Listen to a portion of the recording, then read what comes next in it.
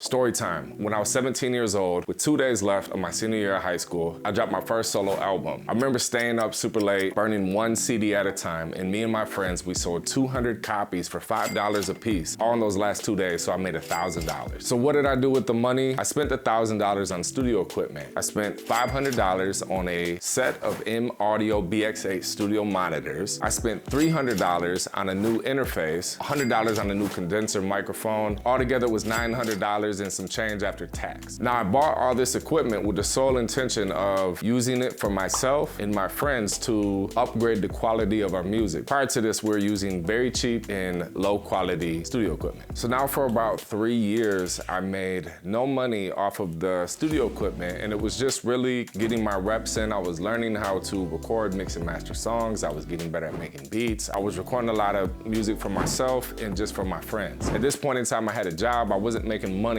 off of my music stuff. So for about 3 years, I made $0 off of this studio equipment. You know how when people say, man, if I had my own studio, I would never leave. I would just sit there all day and I would just make music, right? That's literally what I was doing with my life. Every single day I had a whiteboard and it was make a beat, write a song, record a song, mix a song. And I did this every single day for years. So I started putting out the music. I had almost 10 albums in these 3 years. Now people started to ask me, hey man, what studio do you go to? The quality sounds good.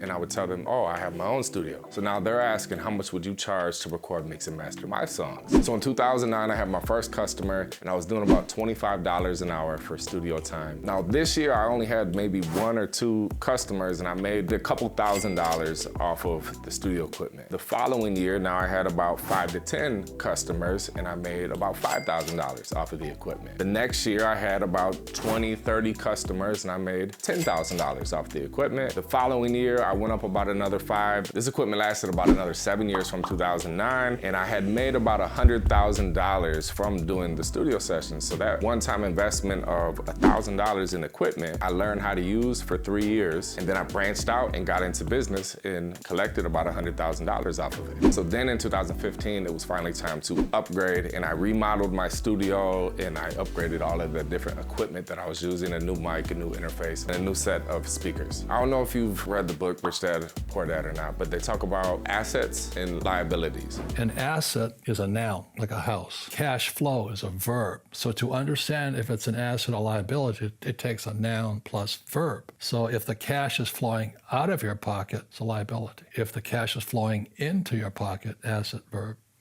it's an asset.